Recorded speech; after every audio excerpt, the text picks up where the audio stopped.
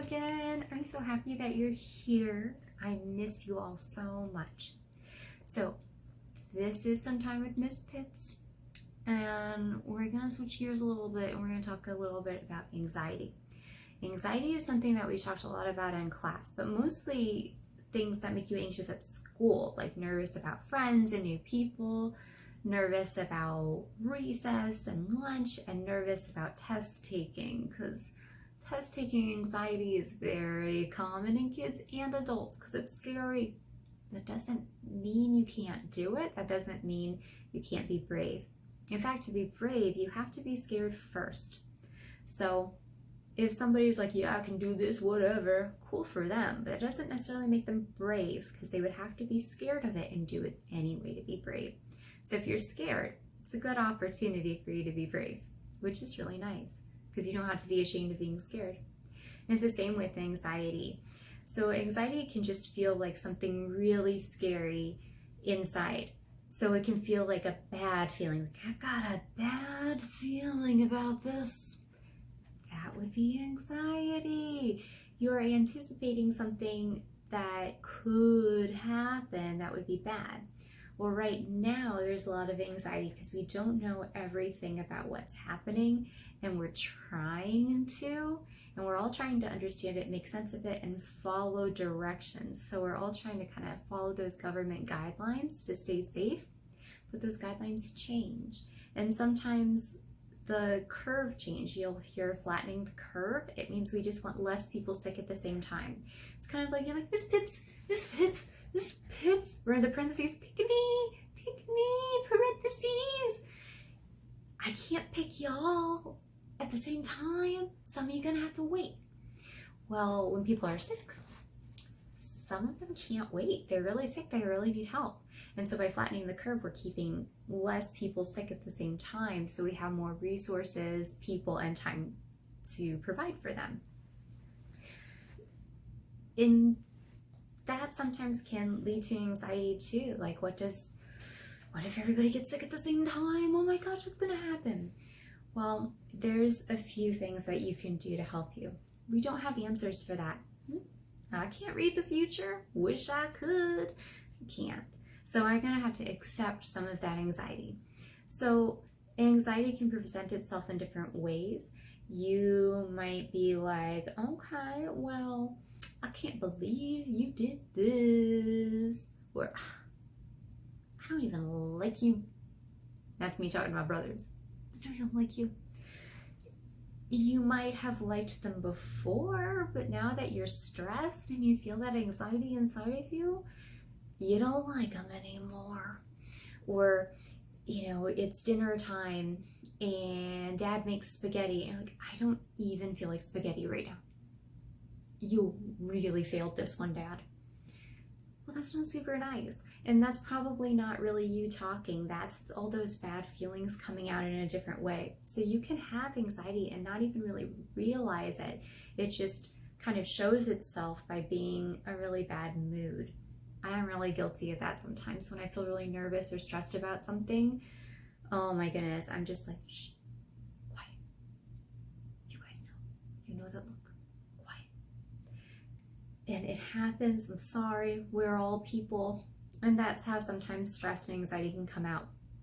The best thing to do is going to be to accept the stress, okay? It's okay that you're not going to feel good all the time, and it's okay that you're not going to be the best every single moment. You're going to try your best, but you won't always be at your best, and that has to be okay. So some days are going to be better than others. Some days you're going to get on the computer and do your work and feel like super fly, like, yeah, I got this. But some days you're going to get on and do your work and be like, oh, another day of this. I just miss everybody. I want to go back. When school starts back up, you might be like, oh, I'm so tired. I want my mommy. And that's okay too.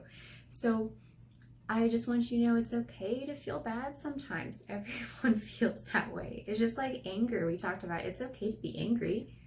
There's stuff that makes me mad, like that spaghetti from Dad. That was some bad spaghetti, okay? But it's okay. You can be mad and still react in a way that's nice and kind to others.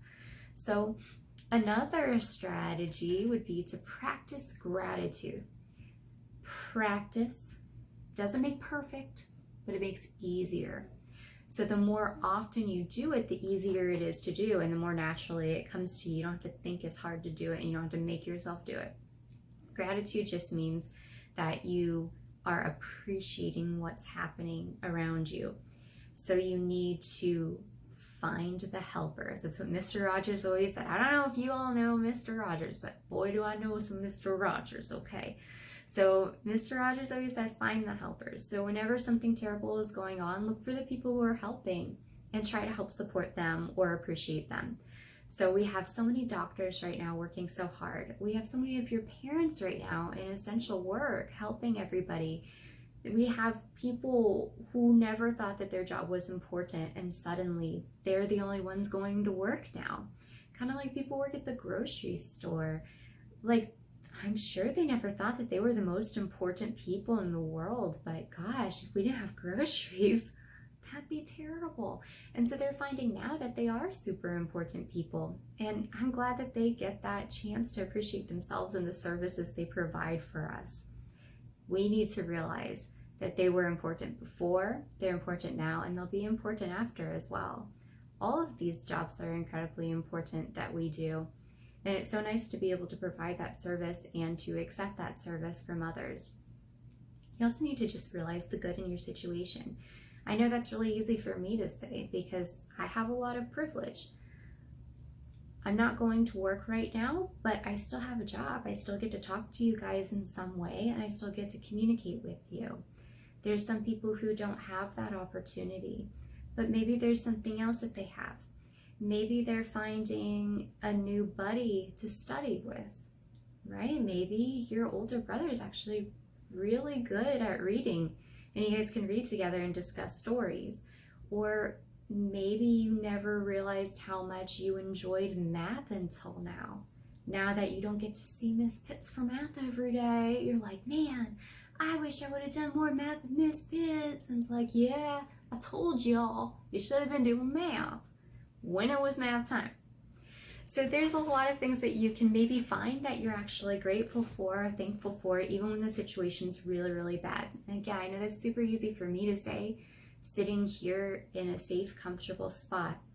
But I hope that you have a safe, comfortable spot too. If you appreciate nothing else, just appreciate that you're here and alive another day. And I know that's like bare minimum, but it's kind of a big deal. There's people who aren't here right now. So I think we can all find something to appreciate. And I know some of us have more to appreciate than others. And I hope that we realize that and are very, very thankful. Something you can also appreciate is just the people in your life. If your parents are working really, really hard right now, just appreciate that hard work. It's nice that they have the opportunity to continue to serve the community. And it's great that you get to be part of that. You can show your appreciation verbally, just saying, wow, Mom, good job. You know, Dad, thanks for making spaghetti. You don't have to tell them you don't like the spaghetti, okay? It's about the positivity. So you can appreciate that they're doing something for you. You can also write it down. You can write down what you appreciate and what you're thankful for. You can make it a card or a letter or a picture. Any of those things help people. If you're really missing your art teacher or your music teacher or your PE, all these block teachers, why don't you write them a note and put it up there? Send it to me and I'll send it to those people. I have all their emails. I can share their emails with you. Whatever you need to help you practice that appreciation for the people around you.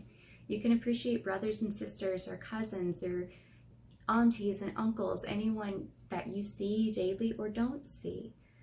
Just by sending them a message. You could do mail. The mail's still running.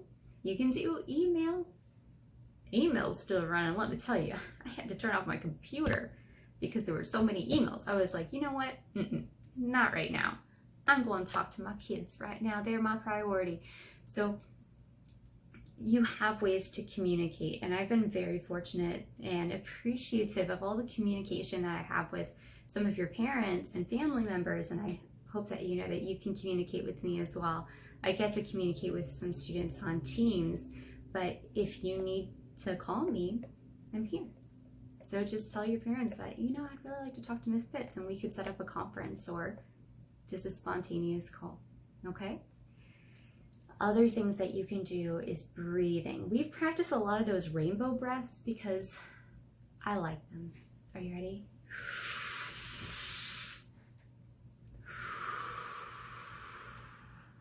I made it really loud just so you guys knew what I was doing. I was inhaling and exhaling. Okay, so you inhale up, you exhale down. Take a couple of those, and it's a good stretch. It kind of wakes you up a little bit. Another one is the dragon breath. I don't think we talked about this one in class, but you breathe in through your nose and out through your mouth like a dragon is like the fire breath. Okay, so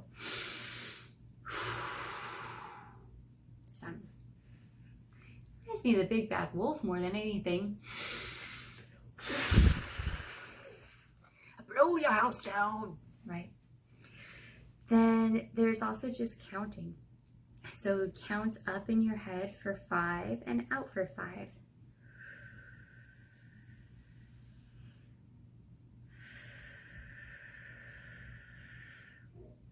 And you can do that a few times, and that just wakes up your body and your mind, and it helps it remember, okay, I'm here, today's the day. All right. Other things that you can do on YouTube, there's a lot of yoga. Woo! Don't do the standing splits. You know that broke Miss Pitts for 3 months. I trust that you'll be good to your body. Don't push it. But you can do something physical like that even at home. You can just YouTube some kids yoga. You know, have something fun to do. Or beginner yoga. Be super fun. Kid yoga is way more fun though. I suggest you Google that or put that into YouTube. And any kind of exercise, if you can get outside and run and play and go on walks, anything like that, that's going to be very helpful for your body to move. So you're used to moving from place to place in school. Home's not as big as school. Not as many places to go, not as much activity. The last thing that I have, and please let me know, I'm sure there's way more, and I'm sure not all of them are just like laying in bed. I don't think that's helpful for your anxiety, but if it is, let me know. I'd like to know what works for you. The last one that I have is hobbies. So hobbies can be a positive distraction. If you're using them to get away from life all the time, I know sometimes video games are really tempting because you can turn those on and have this whole exciting life, but sometimes that prevents people from living their life right now. So don't overdo it on your hobbies. Don't be Instagramming every single moment. Oh, I got a tweet. That has a time and a place. So sometimes you can do that, but don't get too much of that screen time, okay? So I'm telling you to have hobbies, and then I'm telling you to feel bad about your hobbies. My bad, I'm sorry. That's my anxiety coming through, that I'm going to tell you to do something that doesn't actually help you. So hobbies can be just drawing pictures. Get onto the art website and do those Zentangles. Those are due this week. I haven't finished mine. I have to go back and do it. I uploaded the first half and now I have to do the second half. But it was so relaxing just to kind of doodle and draw like that. I used to love drawing. And when I was a kid, I would just doodle all over everything. Even in class. I may have said this already, but yeah, I really like to doodle. Why don't you try to doodle something? Just get a piece of paper and write something down. Maybe you're gonna write a really nice story, or maybe part of your hobbies is writing those appreciation notes. You could write them to the firemen and women who help, to the nurses at the hospital, to the doctors at the hospital. There's lots of people to thank. You can write them to the people at the grocery store, so the next time your family goes to buy groceries, they can hand the staff a card. Wouldn't that be nice? I think so. Having once been a cashier at Albertsons, if you guys were... Albertsons might be before your time, actually. I was going to say if you remember it, but I don't think you do. So I worked at Albertsons, and man, that would have been really nice for someone to appreciate that hard work, especially in such a difficult time. So just think about some of those things that you can do. If you're still feeling anxious and you really need to talk to somebody, try your family, because I know that they want to talk to you so badly. And then if you would like to talk to me, I'm around. come and join me during my office hours, or let me know if you want to set up something at a different time. So that's all I got to say about anxiety. I know that I feel a lot less stressed now. I hope you do too. Thank you so much for joining me, and I hope to see you again really, really soon. Bye, guys.